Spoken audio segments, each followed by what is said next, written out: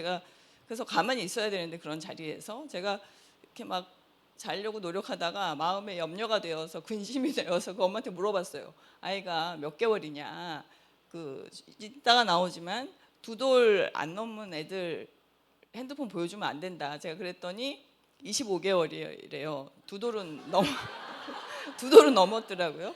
2돌은 넘었는데 그래서 제가 왜 핸드폰 안 보여주는 게 좋다. 이제 옆에서 또 못 견뎌서 그 얘기를 했더니 그 엄마가 아이 뭐 딱히 놀아줄 게 없어서 이렇게 얘기하는 거예요. 그래서 이 시간에 애를 놀아줘야 된다고 생각하시는구나. 제가 이제 그런 모습을 좀 봤고, 그다음에 이제 엄마들이 아이 영상을 요즘 많이 찍잖아요. 그걸로 그 부수입을 올리기도 하시고, 그래서 이제 그 아기가 그 아기 때부터 아기 눈앞에 뭘 보나요? 엄마랑 자기 사이에 있는 핸드폰을 보기도 하고, 핸드폰을 거치대를 가지고 놓기도 하겠지만 어쨌든 아기 머릿속에 그 핸드폰이 계속 입력되고 있다는 것을 우리가 생각할 필요가 있어요. 우리 엄마도 아빠도 뭐 저도 좀 그렇고 집에서도 핸드폰을 놓질 않잖아요. 그러니까 계속 그 SNS 체크하고 또 뭐 필요한 거 있으면 핸드폰으로 찾아보고, 그래서 어쨌든 우리 아이들은 계속 머릿속에 입력되고 있다는 거죠. 그리고 이번에 이제 강의를 준비하면서 저도 좀 새롭게 생각을 했는데, 스마트폰에서 나오는 전자파, 그 옛날에 그 전자파가 이 뇌에 그 우리 스마트폰 되는 부분에 뇌종양을 유발하고 이런 것 때문에 가능하면 귀에 대지 말라 뭐 이런 얘기 들어보셨죠? 그래서 그 전자파의 문제. 근데 이제 임산부도 아기가 이제 뱃속에 있지만 미처 생각하지 못하고 뭐 배 위에 놓고 스마트폰 배 위에 놓고 자기도 하겠고, 어쨌든 신경 쓰지 않으면 그 전자파도 아이의 발달에 상당히 해롭고요. 다음.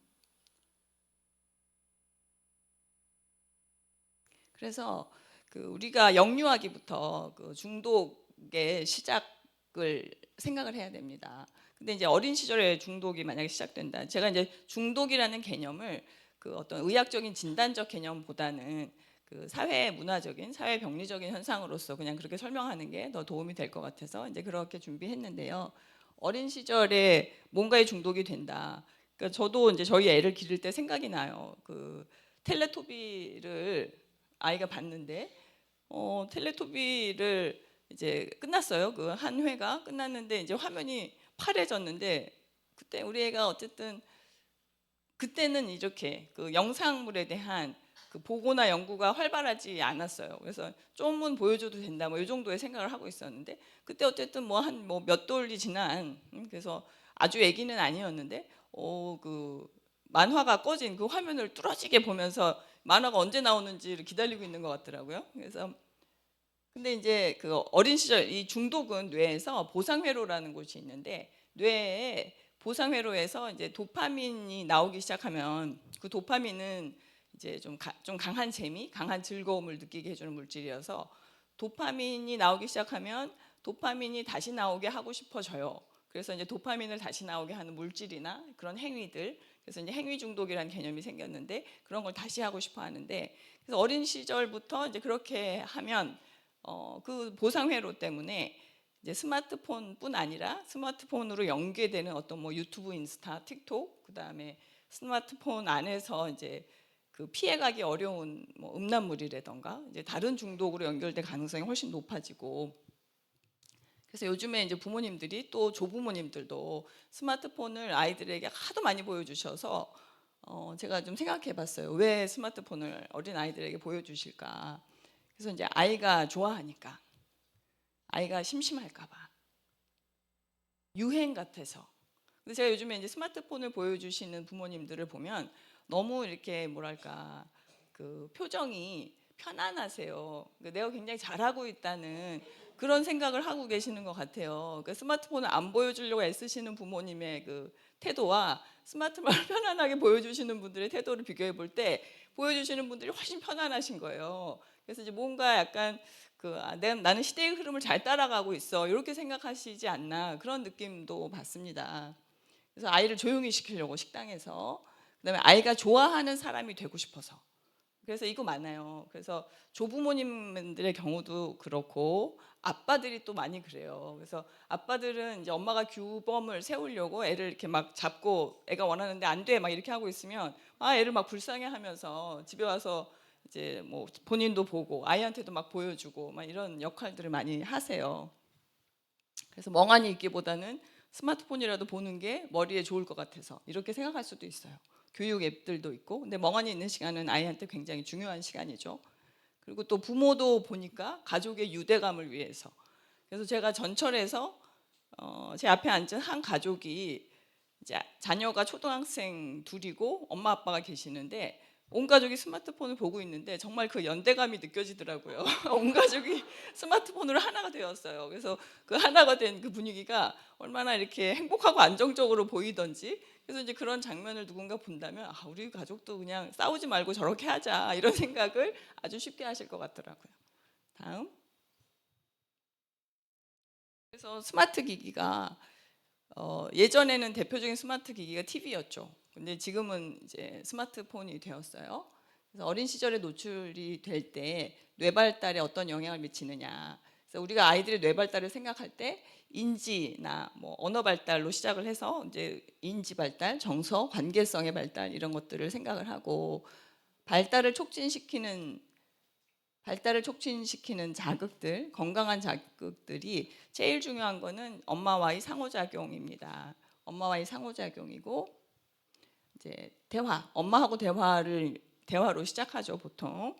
대화와 또 놀이들, 그다음에 이제 다양한 감각을 자극을 주는 그런 뭐 놀이나 자극들, 뭐 몸놀이, 장난감, 멍 때리는 시간도 상상력이나 창의력의 발달에 굉장히 중요하다고 해요. 상상을 자극하는 거, 독서 뭐 이런 것들. 근데 이제 스마트폰이 그 자리에 들어오면 발달을 촉진시키는 요인들을 이제 그 기회가 감소되죠. 그 기회가 감소되고 제가 이제 애들한테 어떻게 얘기하냐면 너 스마트폰으로 놀면 다른 걸 재미있어 할 수 있는 능력이 없어진다. 이렇게 표현해요. 근데 이제 딱 그래요. 왜냐하면 스마트폰은 굉장히 자극이 화면이 컬러풀하고 또 이제 뭐 움직이는 영상을 보잖아요. 그러니까는 내가 들고 다니는 이제 밖에 나가든 어디에나 있는 움직이는 영상은 아이들한테 굉장히 이제 강렬하고 재미있는 자극이에요. 그래서 또 여기도 나오지만 이제 영상이나 이런 것들에 노출이 되면 뇌파의 구성이 바뀌어요. 그래서 뇌파가 좀 더 흥분되어 있고 더 예민하고 그런 뇌파는 스트레스에 취약하고 그다음에 이제 뇌파가 받아들일 수 있는 자극의 역치들이 달라지기 때문에 조금 더 강한 자극을 원하게 되고 그러다 보면 차분하고 이제 안정적인 집중력을 요하는 독서 이런 거 진짜 안 하게 돼요. 그래서 스마트폰으로 노는 아이들은 독서를 안 합니다. 그래서 요즘에 어떤 부모님들은 심지어 독서를 해야 된다라는 생각 자체가 없는 부모님들도 계세요. 그래서 이제 세상이 바뀌고 있어요. 그래서 바뀌고 있는데 우리가 그 세상이 바뀌고 있다는 것을 인식을 하지 않으면 바뀐 세상에 그대로 노출되면서 그걸 그대로 흡수하고 우리도 똑같아져 있을 수가 있다는 거죠. 그래서 시각과 청각을 선택적으로 자극하는 것이 스마트 기기이고 또 뇌의 감각 역치가 변화되고 그러다 보면 이제 뇌의 고위 기능, 집중력이나 사고력, 조절력, 통합력 이런 것들. 그래서 인간이기 때문에 하나님의 형상대로 만들었기 때문에 우리 뇌에 주어진 고유 기능들이 있는데 그 고유 기능들이 발달을 잘 안 하게 돼요. 다음 슬라이드. 그래서 이제 뇌 발달의 저하는 심각한 문제로 연결이 됩니다. 그 능력의 저하도 물론 능력의 저하 중에 사고력과 통합력, 고차원적인 사고나 이제 자기를 관찰하고 자기를 스스로 반성하고 내 행동에 스스로 피드백을 받고 이제 이럴 수 있는 고위 기능의 저하가 정말 참 심각한 문제예요. 심각한 사회 문제로 이미 나타나고 있죠. 다른 중독으로의 연결, 게임하고 음란물이 참 문제가 많이 됩니다. 그다음에 스포츠 토토. 요즘에 이제 고등학생들이 이제 저 스포츠 토토에 많이 노출되고 문제가 된다는 얘기를 듣고요. 그다음에 이제 중독의 회로는 또 술의 문제도 또 연결되기가 쉬워요. 그다음에 그래서 인터넷을 많이 사용하게 된다. 그러면 인터넷에서 제공되는 컨텐츠들, 이제 건강하지 못한 컨텐츠.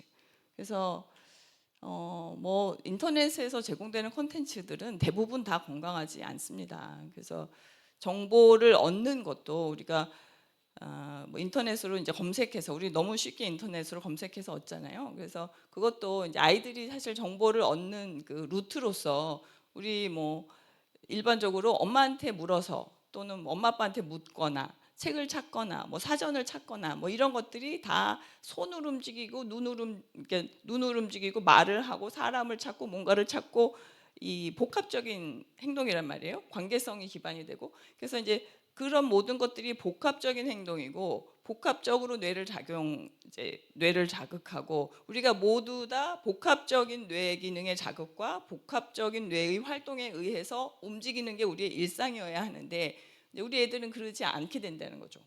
그냥 손 안에 스마트폰만 찾으면 그 복합적인 뇌 기능의 필요가 다 없어지는 거예요. 그렇기 때문에 이제 그런 것들이 우리가 쉽게 세상이 참 살기 편해졌다라고 생각할 수 있지만 그 살기 편한 세상의 와중에 이제 희생되는 것들이 굉장히 많습니다.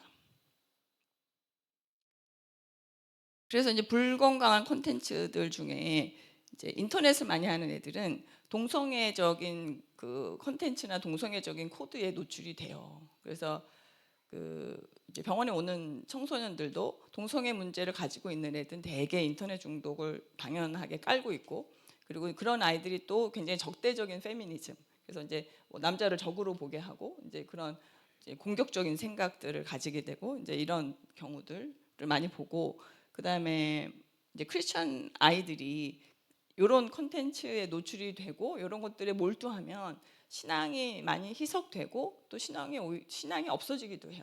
그래서 막 친구가 지옥 갈까봐 막 울면서 전도하고 뭐 이랬대는데, 얘가 뭐 초등학생 때나 중학교 초반에. 근데 이제 인터넷 중독이 되고 또 이런 인터넷 중독은 조울증으로도 연결이 많이 됩니다. 뇌파의 변화가 오고 자극에 이제 취약해지고 이렇게 하면서. 근데 그러면서 이제 신앙도 없어지고 교회도 안 가겠다 그러고 뭐 하나님도 없다 그러고 막 이제 아이들이 이제 그런 식으로 바뀐다는 거죠. 그래서 사춘기적인 현상이라고 보기에는 과한 이제 그런 변화들을 많이 봐요. 그리고 이제 스마트 기기의 사용이 정신 건강을 위협하는 부분들은 뭐 연구가 많이 되어서 핸드폰 오래 보면 이거 어른도 다 마찬가지입니다. 그래서 이게 애들의 문제만이 아니라 지금 아이들을 초점을 맞춰서 얘기하고 있지만 그 어른 뭐 노년층 다 마찬가지 영향을 받는 거예요. 그래서 이제 우리 이제 어르신들도 유튜브 이런 거 많이 보잖아요. 그러면은 그다음에 이제 복잡한 생각하는 거 싫어합니다. 그리고 이제 요즘에 제 친구들도 일단 글이 두 줄이 넘어가면 안 보게 된다는 거예요. 그러니까 두 줄 넘어가는 글은 안 본다. 그거 다들 그러실걸요? 그래서 우리가 영상이나 짧은 영상 이런 것에 익숙해지면 그러면 생각하는 게 귀찮아지고 이제 뭐 하여튼 이제 집중력도 떨어지고 현저하게 되게 급격하게 떨어집니다. 그래서 그런 영상들 어른들도 보지 않으시는 게 좋아요. 그래서 불면, 불안, 우울증, 조울증, 조현병, 중독 뭐 이런 것들이 다 증가하게 돼요. 그래서 온전한 성인이 안 되는 경우들이 생깁니다. 그래서 이런 것들이 잘못 맞물리면 그 아이들이 이제 중도 학교에서 이제 나오기도 하고 수업을 못 따라가거나 이제 이런 문제들이 생기면서 그래서 영향이 좀 심각할 수 있어요. 다음. 그래서 일단 기본적인 스마트 기기 사용 수칙을 좀 말씀을 드리면, 제가 강의를 몇 시에 시작했죠? 15분에 시작했나요? 그 스마트 기기의 주도권은 어른이 가져야 합니다. 그래서 어린 시절부터 이제 어린 아이들은 그 주어지는 자극을 스폰지처럼 그냥 빨아들여요. 그래서 이제 우리 아이가 스마트폰을 보고 싶어 하는데 내가 그거를 아이한테 주지 않으면 우리 아이가 좌절감을 느끼고 자존감이 떨어지지 않을까? 이런 거 걱정 안 하셔도 됩니다. 그래서 아이가 스마트폰 보고 싶다고 울어도 얘는 이제 불편하다는 것을 울음으로 표현하는 것이지 어른이 우는 것처럼 슬픔과 좌절감과 고통에 우는 게 아니에요. 그러니까 그런 것들 걱정 안 하셔도 괜찮고, 그래서 어린 시절부터 자연스럽게 그걸 받아들이게. 그래서 스마트 기기의 주도권은 어른이 가져야 돼요. 제가 그 예전에 뭘 보다가 유치원 대상 프로그램인데 제목이 유튜브 뭐였지?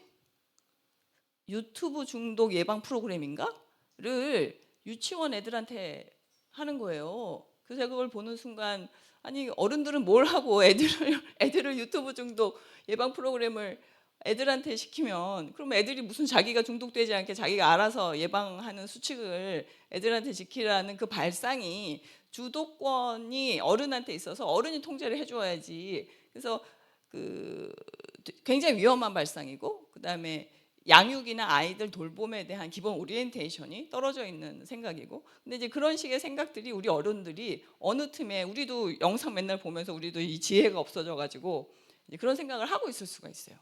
마치 얘가 다 커서 자기를 조절할 수 있는 것처럼. 그렇지 않습니다. 그래서 이제 빌 게이츠, 스티브 잡스 이런 분들, 우리의 인터넷과 우리에게 스마트폰을 깔아주신 분들은 자신의 자녀를 뭐 14살, 15살 된 다음에 스마트폰 줬다고 하잖아요. 그러니까 우리 애들은 5살 때부터 스마트폰 보고 있는데 이분들은 그렇게 안 한다는 거죠. 그래서 큰 다음에 해야 되고, 2살 이하는 스마트 기기 노출 자체를 금한다. 그다음에 뭐 안 보면 안 볼수록 좋은 것 같은데, 어쨌든 뭐 12살까지는 한 번 볼 때 30분 이하로 본다. 하루에 1시간 이하로 본다. 그리고 청소년기에는 보더라도 하루에 2시간 이하로 본다. 그렇죠? 그런데 이제 청소년기의 통제가, 요즘에 그 어머니들의 추세는 아이하고 사이가 나빠지는 것보다는 그냥 이렇게 폰을 하루 종일 하는 거를 선택하시는 것 같아요. 그래서 이제 그 심정을 이해할 수 있어요. 그래서 요즘 보면은 그 아이하고 관계를 일단 살려놔야 된다. 아이하고 관계가 틀어져 버리면 그거는 문제가 너무 많아서, 그 아이하고 관계는, 정서적인 관계는 잘 살려놔라, 이런 얘기들을 많이 하시는 것 같고, 그렇기 때문에 아이를 규범 안에서 기르는 것들을 노력하다 포기하시는 경우가 더 늘어나는 것 같아요. 그러나 이제 아주 어린 시절, 그러니까 영유아기, 그러니까 아이들의 규범은 영유아기부터, 아이들의 사고와 아이들의 개념은 영유아기부터 그렇게 해서 이제 하면 그래도 가능합니다. 할 수 있는 만큼, 가능한 만큼 해야 돼요. 그다음에 이제 스마트폰 잠자리와 식사 시간에는 금지한다, 당연히. 그래서 이제 잘 때 가지고 들어가지 않게 하고, 밥 먹을 때 스마트폰 보게 하지 말고, 식사는 물론 가족과 함께 대화하면서 먹는 게 가장 좋죠. 그러나 이제 학원 문화가 가족 식사를 좀 없앴어요. 그래서 큰애 학원 가는 시간 다르고 작은애 학원 가는 시간 다르고 아빠 귀가하는 시간 달라서 온 가족이 같이 식사하는 게 당연했던 옛날하고는 문화 자체가 굉장히 어려워진 거예요. 굉장히 어려워졌죠. 좋은 이제 교육의 장인데, 그러나 가능하다면 최대한 그렇게 노력을 해야 되고, 또 아이가 혼자서 폰 보면서 밥 먹게 그렇게 길들이지 않으시는 게 좋고요. TV에서 무슨 좋은 프로그램을 하더라도 매일 보여주지 말고, 그다음에 이제 스마트폰이든 TV든 아예 안 보는 날을 일주일에 하루 이상 만드는 게 좋은데, 일주일에 하루 이상 만들려고 그러면은 하루 만드시더라고요. 그러니까 요즘에는 이제 그 아이들에 대한 기대치 자체가 이 낮아져 있어서 이제 최소한, 그러나 하루 이상 만들라는 거는 뭐 이틀이면 뭐 더 좋겠죠. 그다음에 뭐 스마트폰은 뭐 하루 걸러 뭐 보는 날을 딱 요일을 뭐 월목 뭐 또는 뭐 그런 식으로 정할 수 있다면 또 그것도 괜찮겠죠. 다음. 그래서 아이의 방에는 스마트 기기를 놓지 않는다. 아예 컴퓨터도 아예 방에 있기보다 거실에 처음부터 내놓는 거. 그다음에 어른이 TV나 스마트 기기를 틀어놓고 생활하지 않도록. 그래서 아빠도 엄마도 또 우리 조부모님도 그 하루 종일 TV 틀어놓고 생활하거나 이런 분들이 꽤 계시더라고요. 그래서 이제 애를 데리고 이제 할머니 할아버지 집에 가면, 그러면은 그냥 이제 할머니가 하루 종일 TV 틀어놓던 그 습관이 있어서 계속 하루 종일 틀어놓고, 이제 그런 게 아이들한테 굉장히 해로워서 그 아이가 있을 때는 그냥 TV도 끄고 뭐 너무 자연스럽게 그런 걸 틀어놓고 생활하지 않도록 아이 앞에서 보지 말라. 아이는 보면서 배운다. 그다음에 아이 영상 많이 찍지 말라. 그래서 부모는 아이한테 집중해야 되는데 제가 이제 아이를 이용하지 말라 이렇게 썼는데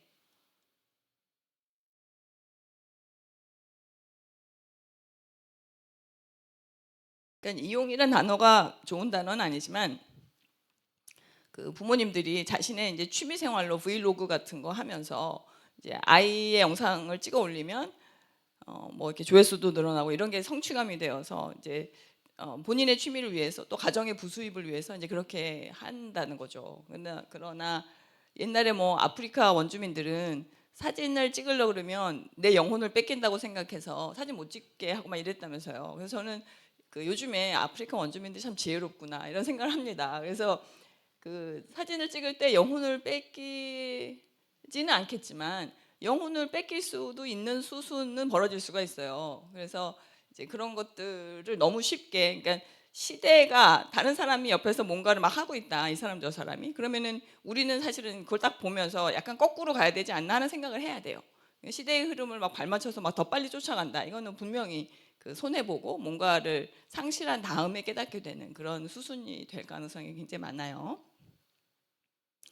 그래서 이제 종이로 독서하고 종이로 공부시키세요. 뭐 태블릿 같은데 뭐 태블릿으로 공부하고. 그 제가 이제 보면 뭐 이렇게 그 뭐라 해야 되나, 찢어진 옷을 주고 찢어진 옷을 또 무엇으로 기우고 막 이런 느낌이 드는데 태블릿으로 공부하게 주고 그다음에 태블릿으로 공부하니까 애가 멍하니 눈으로 손도 움직이지 않고 이렇게 하니까 그다음에 또 그 뭐야 그 펜으로 태블릿을 또 쓰는, 그래서 또 그 공부 태블릿 공부가 발전했다 그러면서 또 펜, 우리 아이는 펜으로 써요 또 이렇게 막 광고하더라고요. 그래서 이제 그런 것들 자체를, 그러니까 아까 얘기한 대로 다 손해입니다. 그 영상이 아이들의 뇌파에 주는 영향 자체가 좋지 않고, 물론 전자파도 있지만, 그래서 다 종이로.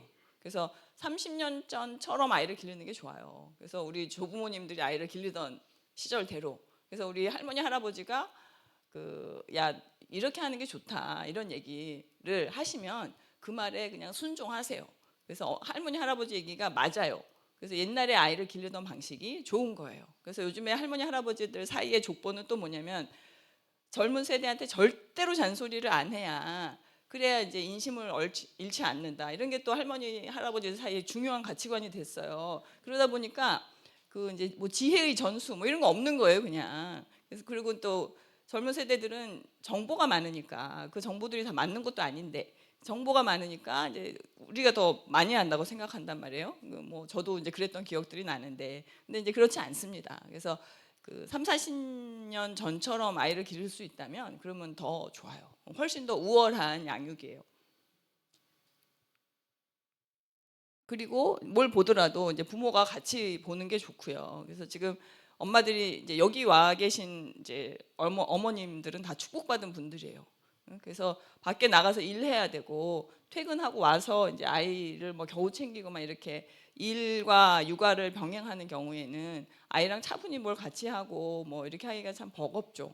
그래서 그러나 어쨌든 그 아이가 뭘 볼 때 부모가 같이 보면서 실시간으로 대화하고 그 아이가 막 기억을 막 해내서 나중에 엄마한테 얘기하는 거 힘드는데 이제 그러다 보면은 얘기를 안 하게 되고 얘기를 해야 되는 것들도 놓치고 이렇게 될 가능성이 많은데, 아이가 뭔가에 노출될 때 이제 부모도 같이 들어가고 같이 보고, 그러니까 미리 검열하고, 이게 아이가 봐도 좋은. 근데 검열이 그 연령 제한만 가지고 안 되겠더라고요. 제가 이제 뭐 7살이면 볼 수 있는 미국 만화인데도 거기 뭐 주인공이 뭘 막 들고 다니는데 이렇게 봤더니 칼인 거예요, 칼. 주인공이 거기서 막 왔다 갔다 막 귀엽게 생긴 주인공 왔다 갔다 하는데 손에 들려 있는 게 칼인 거예요. 그래서 7살이 봐도 되는 만화인데, 그래서 이거는 이제 그 연령 기준도 믿으면 안 된다. 그래서 부모가 직접 보고 직접 골라야 되는 것 같아요. 그래서 기독교 콘텐츠 많이 보여주세요. 기독교 콘텐츠. 그래서 유일하게 남아 있는 좀 건강하고 제정신을 잃지 않은 집단, 우리 크리스천 집단입니다. 그리고 교육청에 민원 넣기. 그래서 사실 아이들한테 스마트폰 안 주고 싶은데 그 스마트폰을 안 줄 수가 없게 학교에서 해요. 뭐 알림 공지도 스마트폰으로 주고, 그다음에 심지어는 학교에 뭐 교과서 대신 태블릿을 준다고 하고, 이제 그런 것들이 심각한 문제를 양산하고, 이제 전문가들이나 학부모들이나 그러지 말아달라고 항의하고 하는데도 그걸 좀 밀고 나가죠. 그래서 왜 그렇게 해야 할까? 이제 의문이지만, 그러나 그래도 가장 전문가 말이나 이런 거 잘 듣지 않는 것 같고, 이 민원 넣으시는 게, 민원 넣으시고 전화하고 하는 게 제일 좋다고 합니다. 다음. 그래서 안방에 들어와 있어요. 안방에 우리 아이들이 또 어른들이 중독으로 들어갈 연결선들이. 그래서 넷플릭스, 유튜브, 뭐 이런 IPTV 이런 거 다 끊으셔도 돼요. 다 끊으세요. 다 끊고, 뭐 38,000원 하는 거 뭐 이번 달에 들어오면은 16,000원에 해준다 이런 거 유혹 받지 마시고 그냥 끊으세요. 없어도 돼요. 그래서 끊으시고요. 부모는 어떻게 시간을 쓰고 있는지를 점검하세요. 그래서 아이들이 보고 있다. 그다음에 내가 하나님 눈치를 보면서 시간을 사용하는가를 점검을 하세요. 그다음에 와이파이 같은 거 어린 시절부터 밤이 밤 9시, 저 뭐 큰 애들은, 청소년들은 11시부터 끊어라. 이제 그 아이들이 밤에 핸드폰 보느라고 잠을 안 잔다 이런 걸 고민하시는 부모님들도 와이파이 끊을 생각을 아예 안 하고 계시는 경우가 많아요. 그러니까는 그 와이파이가 집에 켜져 있는 게 너무 당연한 전제가 되어서 그거를 끌 수 있다는 생각조차를 안 하시는 경우도 있고. 그런데 뭐 아이 연령에 따라서 뭐 당연히 뭐 와이파이를 끊어야 우리 애는 핸드폰을 안 한다. 이거 자체가 사실 통제가 잘못된 거죠. 그거보다 훨씬 더 통제적이었어야 하는 거죠. 그러나 어쨌든 뭐 몇 시 이후에는 와이파이는 자연스럽게 안 하는 습관. 어른도 마찬가지예요. 우리 남편도 나도 이제 그렇게 해야 돼요. 그래서 인터넷에서 시간을 오래 보내면 반드시 일어나는 일이 뭔지 아세요? 애들이 인터넷에서 시간을 보낼 때, 어른이 인터넷에서 시간을 보낼 때 범죄에 연루됩니다. 범죄.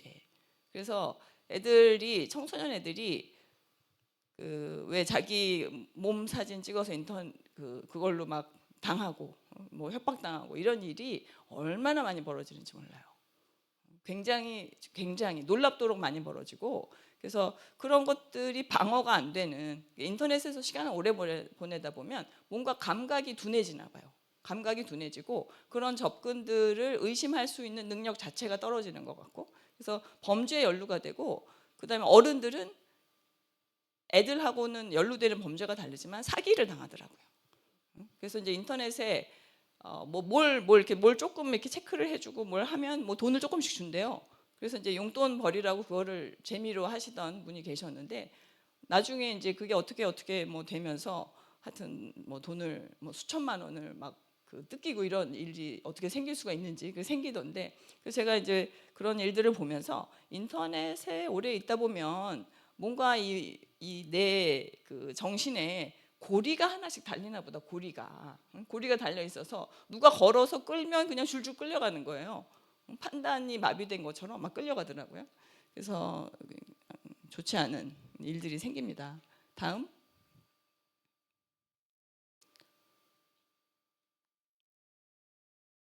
그래서 이제 인터넷이나 스마트폰을 제한을 해야 된다. 이제 처음부터 그 통제된 가운데 사용해야 된다. 근데 그러면 그것만 하면 되는가? 근데 사실은 중독에 영향을 미치는 다른 요소들이 많아요. 그래서 이제 중독이 막 달릴 수 있는 고속도로가 우리 삶에 깔리고 있다는 걸 알아야 되는데, 이제 가장 중요한 거는 정서적인 결핍입니다. 그래서 그 정서적 결핍은 하여튼 온갖 종류의 중독에 취약한 그 원인이 되는데, 이 결핍 말고도 다른 이유가 하도 많다 보니까 이제는 이런 고전적인 원인들은 관심도 잘 못 받아요. 근데 정서적 결핍은 그 헛헛함을 달래기 위해서 뭔가에 몰두를 하게 되고, 세속적인 가치관, 이따 다시 얘기하겠지만 세속적인 가치관을 공급해주는 세속적인 문화, 그리고 이제 산업과 상업이 이제 이 낚시질을 해요. 그러면 누구든 걸려라 이렇게 이제 도덕성 없이 자기 그 돈을 벌기 위해서 그런 시도들을 합니다. 다음. 그래서 이제 결핍에 결핍을, 그래서 이제 우리 아이를 어떻게 하면 정서적인 결핍이 생기지 않게 할까. 그래서 안정적인 애착, 안정적인 애착에 대해서 좀 생각을 하면서 아이를 기르셨나요? 안정적인 애착이라는 단어가 익숙하십니까? 그래서 안정적인 애착이 그냥 말 그대로 아이하고 나하고의 애정적이고 돌봄을 제공하고 아이가 나를 의지하고 의존하고 그다음에 세상을 신뢰하는, 엄마를 신뢰하는 이제 그런 관계가 아이의 인지와 정서 발달을 위한 이제 굉장히 중요한 기초예요. 이것이 잘 돼야 아이 뇌도 발달하고 정서도 발달하고 관계성도 발달하고. 그런데 이제 뭐 한 10년은 된 것 같아요. 이제 엄마들이 일하고 국가에서 뭔가 육아를 지원하는, 그래서 어린이집에서 아이를 기르거나 하는 것이 굉장히 선진적인 형태인 것처럼 그 언론이나 뭐 이런 데서 많이 얘기했어요. 많이 홍보했어요.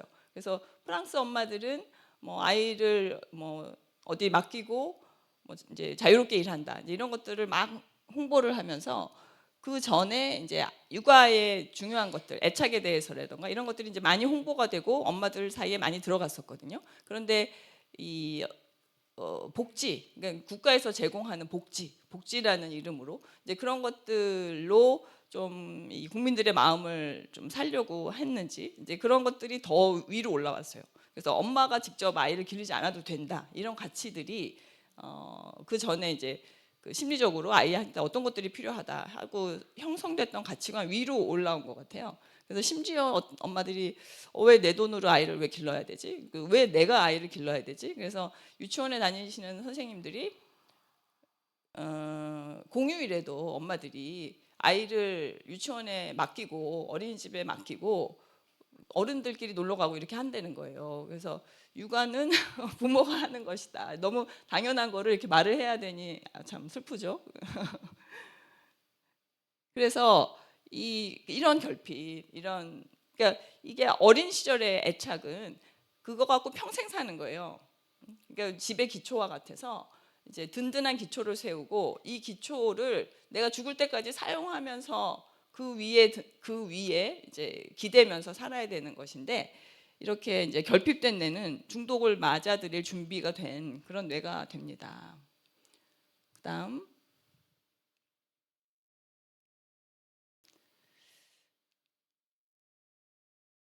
제가 좀 빨리 해야 되겠군요. 그래서 우리들이 어른들도요, 무슨 일이 일어났어요. 어른들도 뭔가 그 해로움에 대한 경계를 상실했어요. 우리 애한테, 아프리카 원주민들은 카메라로 사진만 찍어도 영혼을 뺏길까 봐 두려워하는데 우리 안에 그런 두려움들이 하나도 없어진 것 같이 느껴져요. 다음 슬라이드. 이거 아세요? 이거 모르시나요? 이게 스키비디 토일렛이란 애들 만화예요. 이게 애들 만화예요.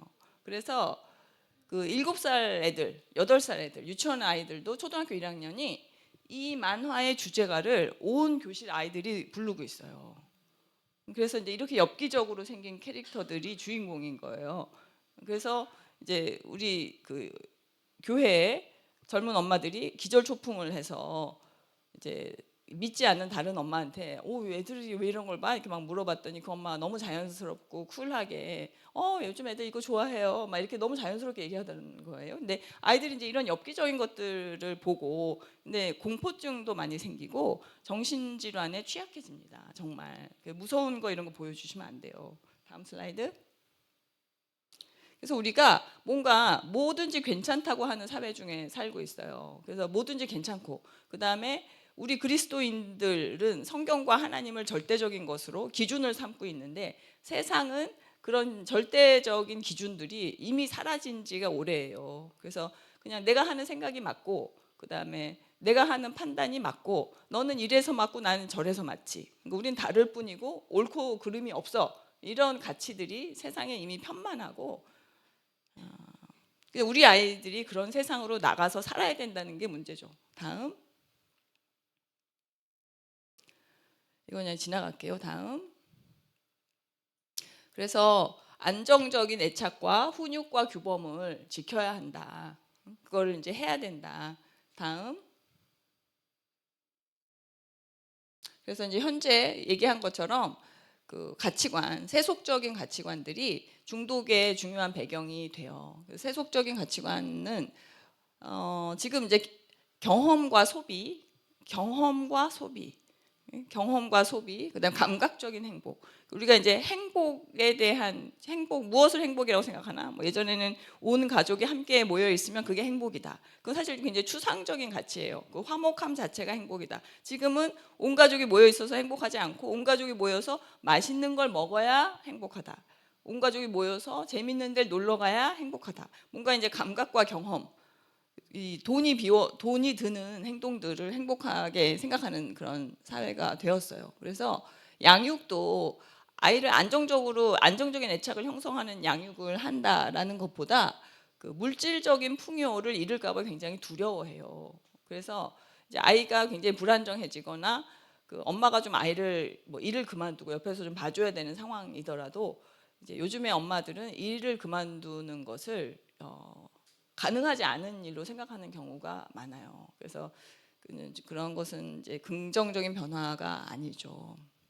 그다음에 양육에 대한 개념이 좀 바뀌어서 예전에는 이제 엄마 아빠가 손발을 사용해서 또 머리를 사용해서 말을 사용해서 애들을 돌보고 가르치고, 그런데 이제 요즘에는 그 돌보고 가르치는 것이 엄마 아빠의 손에서 다른 데로 자꾸 이양돼요. 그래서 밥 먹고 길러주는 곳은 어린이집에서 하고, 그 다음에 가르치는 건 학습지 선생님이 와서 가르치고, 이제 이런 식으로. 근데 그렇게 하면 안 되죠. 아까 아이는 그런 가르침을 통해서도 애착을 확인하고 엄마 아빠에 대한 신뢰를 또 더 쌓고, 그다음에 엄마 아빠가 우리 애가 어떤지를 파악하고 우리 애한테 더 효율적인 방법을 생각하고, 이제 이렇게 하면서 아이를 가르치기도 하고 해야 돼. 물론 계속 가르칠 수는 없죠. 그러나 영유아기의 기본적인 것들은 엄마 아빠가 가르치는 게 좋은데, 이제 그런 걸 자꾸 외부로 이양해요. 그다음에 아이들의 소원 자체가 물질주의 사회에서 물질주의를 호흡하다 보니까 누가 가르치지도 않았는데도 한 10년 전부터 너 소원이 뭐니? 누가 소원 3가지 들어준다 그러면은 뭐 얘기할래? 이런 거 물어보면 1순위가 돈으로 올라왔어요. 어린애들도 부자 되는 거라고 얘기해요. 그래서 그것들은 그러니까 어디선가 매스컴에서 광고를 통해서 뭔가 돈 많은 게 행복한 거다라는 걸 끊임없이 보고 듣고 배우고 있는 거죠.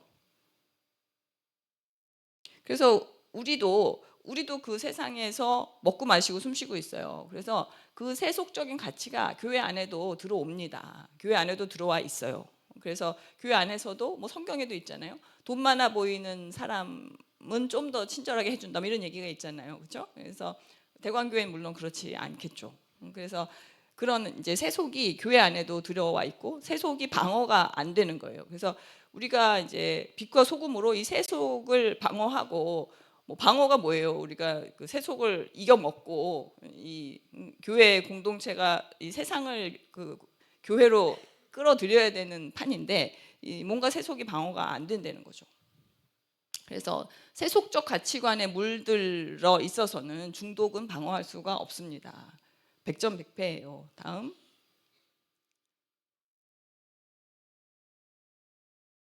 그래서 지금부터는 어떻게 해야 우리가 세속적 가치관을 먹고 마시고 호흡하는 아이들을 방어할 수 있게, 최소한 방어는 해야 될 거 아니에요?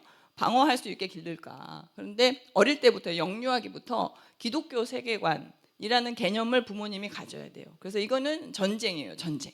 세속 가치관과 우리 기독교적인 가치관의 전쟁이고, 근데 이제 기독교 세계관으로 양육하려고 그러면 하나님과 예수님의 우리들에게 하나님과 예수님이 갖는 의미에 대한 점검이 필요합니다. 그래서 하나님은 나한테 누구신가? 예수님은 누구신가? 그리고 인생의 목표는 무엇인가? 그런데 또 나의 목표를 생각할 때랑 자녀의 목표를 생각할 때가 또 달라져요. 나는 우리 여전도회 기도회 이렇게 아침에 와 계시는 분들은 하나님을 영화롭게, 그다음에 하나님과 기쁘고 즐겁게 동행하고, 이런 인생의 목표를 가지고 있을 수 있어요.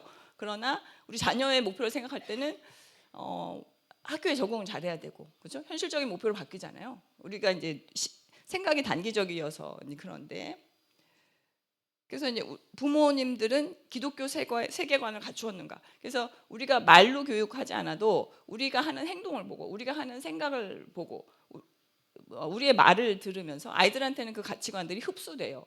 말로도 가르치지만 보고 배우는 게 훨씬 더 강력하고, 우리 부모님들은 기독교 세계관을 따라서 살고 있는가? 우리의 재물관, 우리의 행복관, 우리가 시간을 사용하는 그 우선순위, 우리의 가치관, 성 가치관 이런 것들이 성경적인가? 이걸 우선 나를 점검을 하셔야 돼요. 그래서 우리 아이도 그 하나님 자녀로 온전히 경건하게 사는 것이, 그것이 우리 아이 인생의 목표가 되어야 해요. 왜냐하면 신앙적인 성경적인 목표는 이 사회에서, 이 세상에서 가장 높은 것이에요. 그래서 가장 높은 목표를 잡고 그 목표로 가려고 애를 쓰다 보면 그 밑에 하위 목표들은 다 이루어지는 거예요. 그래서 가장 높은 목표를 잡아야 되고, 신앙이 얼마나 강력한 능력인지 아시나요? 신앙이 얼마나 강력한 능력인지. 그러니까 저는 병원에서 치료하다 보면 막 깜짝깜짝 놀래요. 그래서 뭐 약으로, 뭐 상담으로, 뭐 아무리 애를 써도 좋아지지 않는 뭐 강력한 자살 충동. 그 다음에 이제 많이 좋아졌는데도 계속해서 출현하는 자해 충동, 자해. 막 이런 것들이 이제 청소년 성인들한테 있단 말이에요.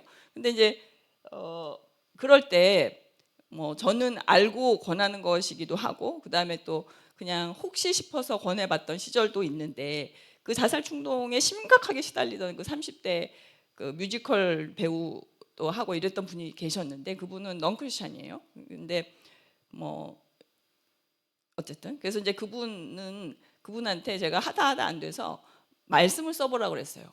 말씀을. 그랬더니 이제 그분도 아쉬우니까 2번 썼대요. 2번 썼는데, 그분이 이제 밤에 저한테 막 전화하고 이랬어요. 선생님, 저 진짜 죽을 것 같아요. 그래서 저 밤에 전화도 하고 그랬는데 2번 쓰고 자살 충동, 그 강력한 자살 충동 완전히 없어졌어요. 지금 이제 그 이후에 제가 지금 10년 가까이 그 환자를 계속 보고 있는데, 계속 불면증 때문에 약은 드시지만 자살 충동, 그런 강력한 자살 충동은 그 이후로 없었어요. 전혀. 물론 우울할 때 좀 죽고 싶다, 요 정도 생각이 올라올 때가 있으나, 그래서 정말 신기하게 싹 없어졌어요. 그리고 그 자해 충동, 걔도 제가 시편을 읽으라 그랬어요. 걔가 성실해서 하나님 인도를 받고 시편을 계속 읽었는데 걔도 자해 충동이 싹 없어졌어요. 싹 없어졌고, 그 시편 읽고 걔는 이제 제가 교회 가라 이제 많이 권했었는데 안 가고 버티다가 교회를 가더니, 또 교회에 가서도 계속 좀 우울함이 있고 그래서 약도 잘 안 먹고 근데 이제 이 신앙, 하나님의 능력을 잘 사용하면 약을 안 써도 되는 경우들이 굉장히 많이 늘어나는데, 걔는 요 근래에 그 성령 집회에 가가지고 완전히 뒤집어졌어요. 그래갖고 이제 막 저한테 눈물을 흘리면서 선생님 그동안 저 때문에 너무 힘드셨겠어요 막 이러고, 막 저랑 싸웠거든요. 뭐 병원을 바꾸겠다 막 이런 거에 제가 하나님 얘기한다고. 이제 그랬다가 그 성령 집회 가서 하나님 살아계신 걸 만나고 아이가 완전히 변화된 거예요. 그래서 이제 막 저를 위로해주고 뭐 자기 때문에 고생 많이 하셨다 막 이러면서, 그래서 제가 걔를 보면 정말 삶의 보람을 느낍니다. 그래서 어떻게 하면 하나님 음성을 더 잘 듣지 막 이렇게 하면서 이제 하나님에 대해서 연구하고 있죠. 제가 요즘에. 그래서 신앙은 강력한 능력이에요. 제가 예배에 참석하는 것을 치료의 도구로 이제 그렇게 권해주는 경우들이 있는데, 그 순종적이어서 예배 참석하고 오시는 분들은요, 상태가 예배 한 번 참석하고 확 좋아집니다. 진짜로. 그래서 저도 막 깜짝 놀래요. 아니, 예배가 이렇게 강력한 능력이었나? 그래서 우리 애 더 열심히 참석시켜야겠네. 그래서 이제 당연한 것처럼 우리가 호흡하는 공기를 당연하게 생각하는 것처럼 우리 예배를 당연한 듯이 참석하잖아요. 예배는 굉장한 능력입니다. 하나님께서 복으로 채우신 날에, 복으로 채우신 장소에 와서 그 복을 받아가는 것인데, 이제 이 숨 막혀 있던 사람은 그 숨을 한번 쉬면 이 정신과적인 상태가 얼마나 좋아지는지. 그래서 예배는 강력한 능력이에요. 그리고 그 한 가지만 더 얘기하면 집중력의 문제.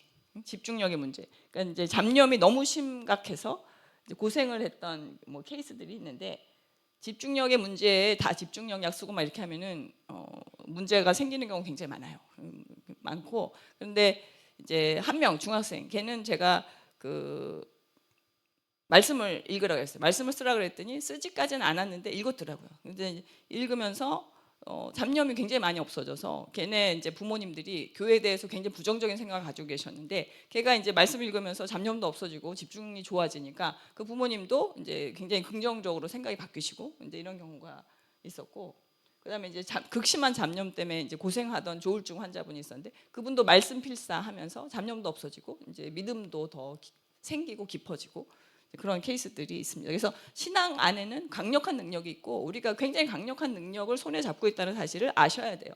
그래서 손에 잡고 있는 그 강력한 능력을 더 의존하고 더 사용하고 더 그 속에 들어가야 합니다. 그래서 아이하고 어릴 때부터 말씀 매일 보고, 그래서 안 하고 있다가 소 잃고 외양간 고친다, 뭔가를 뭔가 사고가 난 다음에 뭔가를 잃어갖고 큰일 났네 한 다음에 이렇게 할 것이 아니라 어릴 때부터 말씀과 기도와 이런 훈련들을, 그러니까 훈련이라는 얘기도 뭐 하여튼 어쩔 수 없이 훈련이라는 얘기를 하게 되는데 이제 이것들이 너무 당연하고 이제 하나님으로 인해서 즐거워할 수 있는, 부모가 하나님으로 인해서 즐거워야 아이한테도 즐거움을 가르칠 수가 있는데, 그러니까 뭐 고역으로 막 하는 것이 아니라 즐거움 가운데 할 수 있도록 함께 누려야 합니다. 그래서 아이들의 목표를 교회 안 떠나는 목표 이런 거 세우지 마세요. 교회 안 떠나는 목표 세우시면은 다 떠나요. 중학교, 고등학교 이후에 다 떠나요. 왜냐하면 사회가 믿음을 삭제하는 교육을 시키고 믿음을 삭제하는 사회예요. 왜냐하면 사회에 깔려있는 문화가 다 무신론적인 문화예요. 그래서 들리는 얘기 다 무신론적인 얘기예요. 그렇기 때문에 다 떠나고요. 성령 충만을 목표로 하셔야 돼요. 성령 충만을.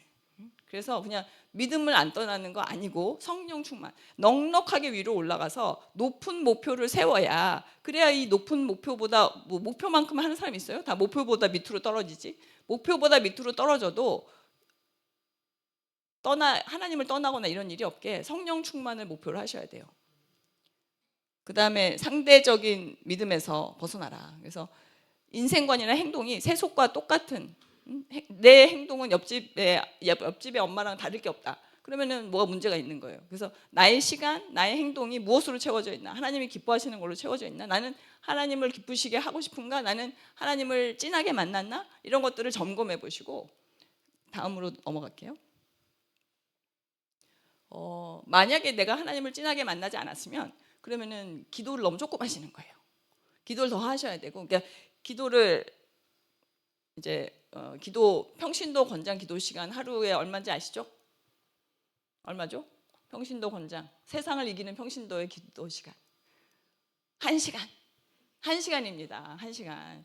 그래서 나는 지금 안 한다. 그럼 빨리 시작하시고, 그 다음에 이제 나는 15분 한다. 그럼 시간을 늘리세요. 그래서 이것도 기도도 이 엉덩이 훈련이에요. 시간을 늘리는 거를 훈련을 해야 돼요. 사단이 방해하지만 이제 훈련을 해서 차츰차츰 1시간까지 늘려간다. 근데 물론 깊은 기도에 들어갈 가능성을 높이는 거죠.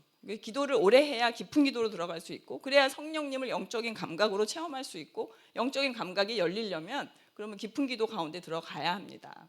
그래서 핸드폰 충전 10분 하시는 분 있어요? 밤새 하잖아요. 그렇죠? 5시간, 6시간 걸어 놓잖아요. 근데 이제 성령님께도 저희가 시간을 충분히 드려야죠. 그래서 충분한 시간을 드리고 성령님을 영적인 감각으로 체험하기 시작하면 누가 기도하지 말라고 해도 기도를 하게 되는 거예요. 그래서 일단 부모님이 그런 성령님 안으로 깊이 들어가셔야 됩니다. 그래서 하나님을 최우선으로 실천하는 부모의 모습을 보여야 되고, 아이가 그게 당연한 그 문화와 당연한 분위기, 그런 영적인 분위기 속에서 자라게 하셔야 돼요. 그래서 주일날 가장 좋은 시간에 예배 드리세요. 하나님께 가장 좋은 시간을 드리세요. 그래서 아침에 뭐 8시 예배 갔다가 놀러 가는 가족, 오늘 놀러 가야 되기 때문에 8시 예배 땡겨 드린다. 그러면 예배를 빼먹고 놀러 가는 것보다는 예배 땡겨 드리고 가는 게 기특하죠. 그러나 높은 목표를 세워야 된다고 말씀드렸잖아요. 그래서 가장 좋은 시간, 가장 중심이 되는 시간을 하나님께 드리는 게 너무 당연한, 그래서 그 시간은 없는 거다. 그 시간은 공부하는 거 아니다. 그 시간은 놀러 가는 거 아니다. 하나님께 드리는 시간은 없는 거야. 우리의 삶은 그렇게 되어 있고 그래야 해. 그래서 주의를 여행과 경험에 양보하지 마세요. 정신세계에서 밀리기 시작하면 안 됩니다. 그래서 우선순위와 절대성, 그래서 부모님의 믿음을 점검해야 되고 그리스도인으로서 자신감을 가져야 돼요. 아까 얘기했잖아요. 그리스도인의 능력, 우리 손에 잡은 것은 정말 강력한 것이에요. 우리 하나님과 예수님은 정말 강력해요. 우리 실생활에서, 우리의 일상생활에서 그 강력함들을 체험하면서 살아야 해요. 만약에 내가 체험을 못하고 있으면 그러면 더 깊이 들어가야 한다는 뜻이에요. 충분히 들어가지 않았다는 뜻이에요. 그래서 예배를 빠지는 거, 예배를 상대화하는 거 강력하게 애들한테 학습됩니다. 지금은 부모가 이끌면 오죠. 초등학교 때는 그 상대화된 그 학습은 이제 아이가 조금 나이가 들어서 부모 손 없이 다니게 되잖아요. 그러면은 다 PC방으로 빠지고 뭐 예배 시간에 핸드폰 보고 뭐 이렇게 그 학습은 다 나중에 다 나오게 돼 있어요. 그래서 예배보다 공부나 학원을 중요하게 생각한다. 뭔가를 잘못 알고 있는 거예요. 잘못 알고 있는 거예요. 빈칸 채우기. 대학은 과로가 보내준다. 누가 보내주죠? 대학은 학원이 보내주지 않습니다. 저도 예전에 갈급한 심령에 어느 학원이 우리 애를 대학 보내줄까 봐 생각하던 시절이 있었어요. 한 하루 정도 그렇게 생각한 것 같아요. 하루 정도 그렇게 생각했는데 하나님이 대학을 하나님이 보내주지 무슨 학원이 보내주냐. 그래서 그 헛된 그 망상, 대학은 하나님이 보내주는 거예요. 우리 애는 누가 똑똑하게 만들어주죠? 하나님이 똑똑하게 만들어주는 거예요. 그래서 하나님 안에 있을 때 인지기능이 가장 살아나는 거예요. 하나님 안에 있을 때 가장 지혜로워지는 거예요. 그래서 우리의 시험 때라고 교회 빠지고 공부하게 한다고 생 바보짓인 거예요. 머리를 나쁘게 만들어가지고 시험 보게 할 일이 있어요? 예배를 드리고 하나님의 복으로 채워가지고 오고 그게 우리 아이가 인지기능을 발휘할 수 있는 기반이 되는 거예요. 그래서 예배 학원에서 보강한다. 그거 빠지고 예배 드리는 거예요. 예배는 우선순위, 1순위. 그거를 양보하면 안 됩니다. 그 다음에 천국과 지옥을 아이들한테 가르쳐야 돼요. 천국과 지옥을 인식을 시켜야 돼요. 그래서 우리 장로교는 성령님 오시면 영원히 안 떠나신다. 그래서 엄마 나 교회 오늘 빠지면 지옥 가? 이렇게 하면 아니 지옥 안 가지. 하나님이 왜 지옥 보내겠어? 이렇게 하면 교회 빠져도 지옥 안 가는구나. 딱 이렇게 학습되고 교회 빠지는 거 아무렇지도 않게 생각할 수 있지만 교회 빠지는 것은 지옥을 향해서 가는 출발은 될 수 있어요. 그래서 아이들한테 천국 가는 거 굉장히 중요하다. 우리 교회 왜 다녀요? 예수님 왜 믿어요? 천국 가려고 믿는 거예요. 천국 가려고. 우리 영혼이 영원히 살아야 되는데 천국 가려고. 그래서 예수님 믿는 것은 천국 가기 위해서 믿는 것이고 교회를 빠지는 것은 지옥을 향해서 가는 길에 출발이 충분히 될 수 있다. 그런 거 가르쳐야 돼. 어릴 때부터. 지옥은 무서운 곳이고 절대로 가면 안 돼. 우리는 그걸 위해서 예수님 몸 안에 있는 거야. 그거 가르쳐야 돼요. 기독교 세계관 캠프들도 있습니다. 뭐 카도시 청소년 캠프 이런 데 가면 기독교 세계관들 교육하고 그래요. 근데 한 번 간다고 뭐 다 기억하진 않지만 또 뭐 반복해서 보낼 수도 있죠. 근데 부모가 기독교 세계관으로 무장하고 있어야죠. 다음. 이거는 근데 이제 술의 문제는 너무 심각하기 때문에 그냥 조금 그냥 할게요. 그래서 아이들한테 술 먹는 모습을 집에서 절대로 보여주지 마세요. 그래서 이런 거 이제 엄마 아빠가 사이가 좋아서 저녁 때 같이 술 나누면서 이제 대화도 하고 이제 그러면서 그 부모님의 즐거움이 그것인 경우들이 간혹 있는데 그러면 안 됩니다. 그러면 안 돼요. 그래서 아이들한테 술 먹는 거 보여주지 말고요. 그래서 자꾸 이제 아이들한테 술 먹는 걸 보여주면 술은 뇌에 들어가면 술은 합법적으로 판매되고 있는 독이에요, 독. 술은 뇌기능을 퇴화시키고 실제로 퇴화시켜요. 그 다음에 이제 인간의 가장 중요한 부위 전전두엽 기능을 억압하기 때문에 술 먹으면 기분이 좋아지는 거예요. 우리가 정상적으로 있어야 되는 이제 뇌의 조절 기능이 있거든요. 근데 술 먹으면 이제 술이 그 뇌의 조절 기능들을 억압해요. 그렇기 때문에 이렇게 뇌가 풀어져서 기분이 편안해지는 그때 그런 거예요. 그러나 뇌가 억압되고 뇌 기능이 퇴행되는 것은 지속되는 효과로 지속되는 거예요. 그래서 순간적으로 술에 의해서 기분이 좋다고 할지라도 그거는 술이 순기능을 하는 게 아니에요. 그래서 뭐 엄마가 저녁 때 와인 한 잔 마시는 거 괜찮지 않아요? 그거 알코올 중독이에요. 내가 너무 혼자서 술 먹는다. 그 혼술은 알코올 중독이에요. 혼술이 알코올 중독의 굉장히 대표적인 사인인데 몇 년 전부터는 혼술이 문화라는 이름으로 들어와 버렸어요. 그래서 이 새로운 단어가 생겼다. 그러면 그 단어를 경계하세요. 그래서 술 끊으시고 혹시 여기 술 와인 뭐 이렇게 즐기시는 분이 있으면 끊으세요. 술은 신앙에도 굉장히 좋지 않은 영향을 줘요. 다음.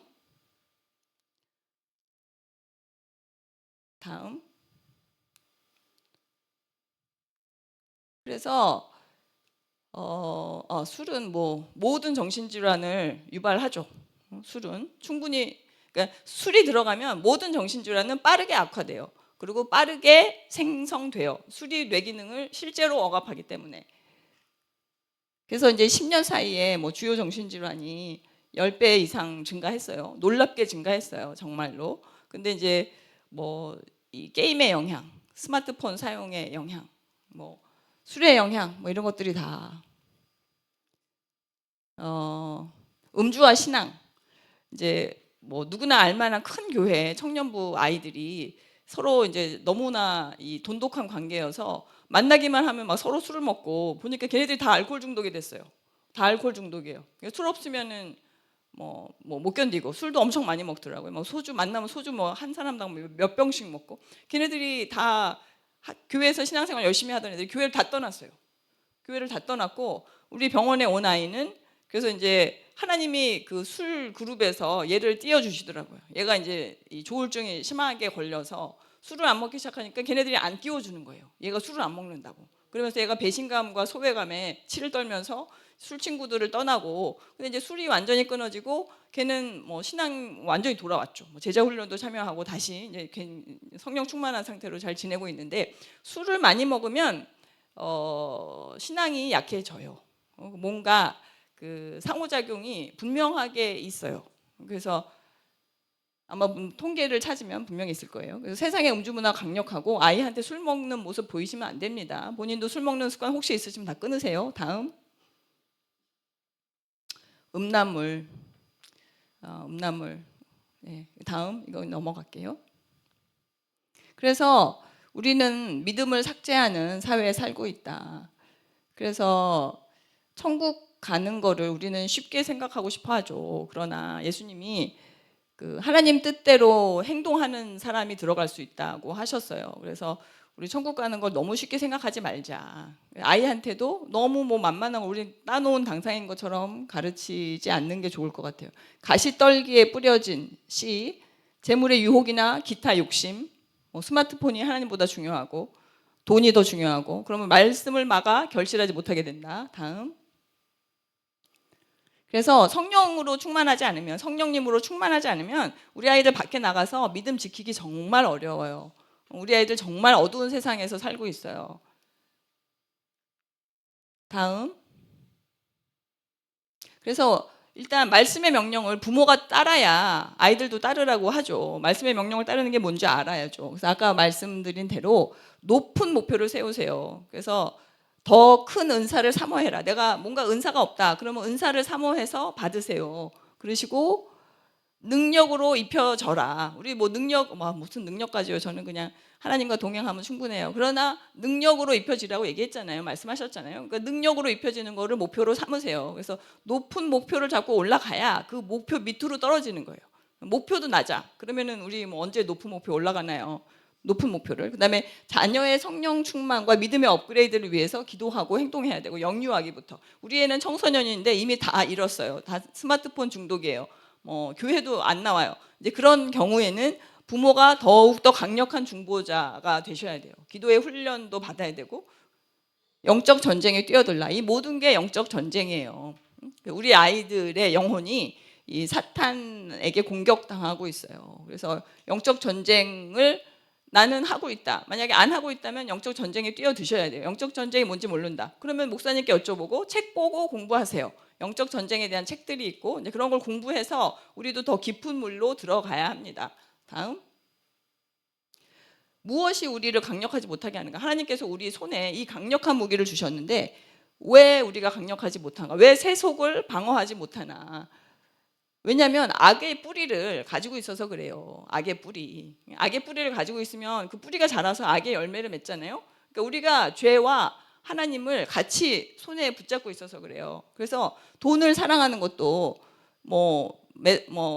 세속에서 돈을 사랑하지 않으면 큰일 날 것처럼 맨날 떠들죠. 그래서 사실은 그리스도인들은 돈에 대한 탐심보다는 돈에 대한 두려움이 많은 것 같아요. 그래서 돈을 안 챙기자니 예수님이 두 주인을 섬기지 못한다고 했는데 돈을 예수님보다 중요하게 생각하는 것 같지는 않지만 알고 보면 더 중요하게 생각해요. 근데 지갑에 들어있는 돈이 예수님보다 더 든든하고 그렇잖아요. 그래서 두려움, 우리가 예수님보다 돈을 더 두려워하는 그 두려움에서 벗어나야 돼요. 예수님이 돈보다 크시다는 것이 그 실체적으로 깨달아져야 되고 그 깨달음을 구하세요. 그래서 그 말세의 고통하는 거 뭐 빨강 표시, 자기를 사랑한다. 돈을 한번 체크해 보세요.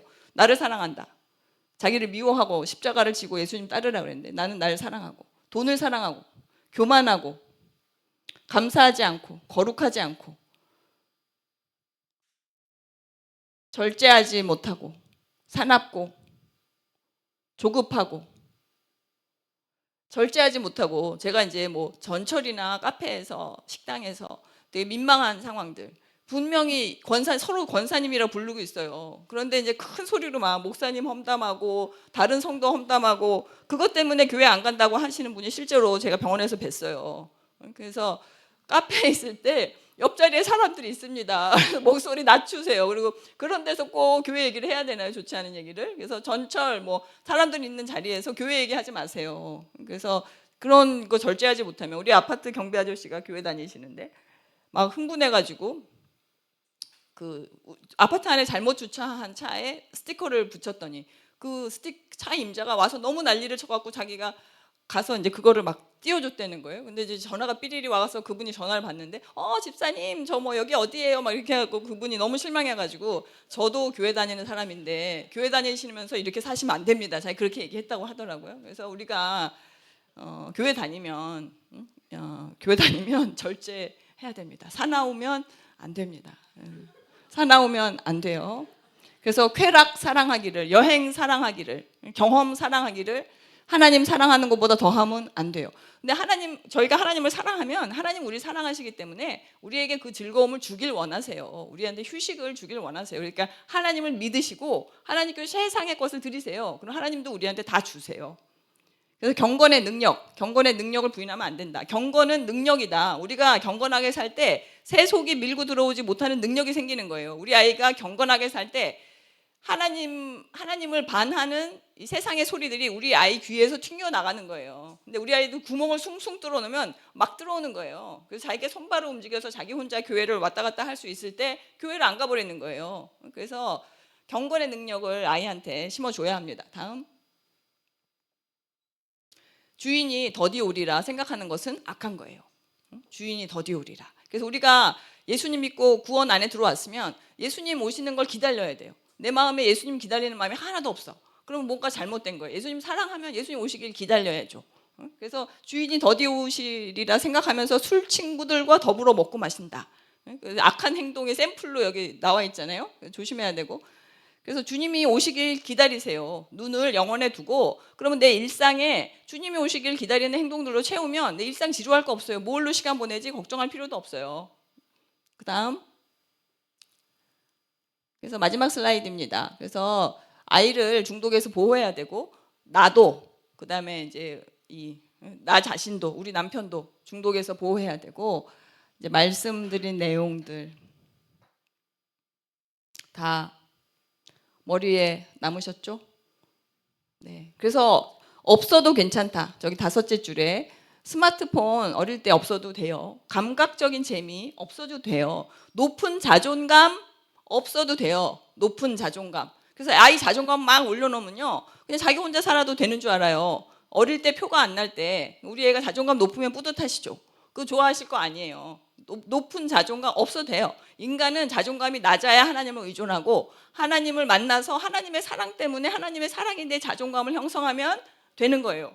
그래서 알아서 막 높은 자존감 챙기려고 하지 마세요. 도덕성 있게 양육하셔야 돼요. 도덕성 있게. 그다음에 아이랑 있을 때는 아이한테 집중하셔야 돼요. 아이를 앞에 놓고 그냥 막 엄마 사무 바빠서 막 교회 일로 막 카톡 맨날 하고 있고 이렇게 하지 마시고 아이 앞에서는 아이한테 집중하세요.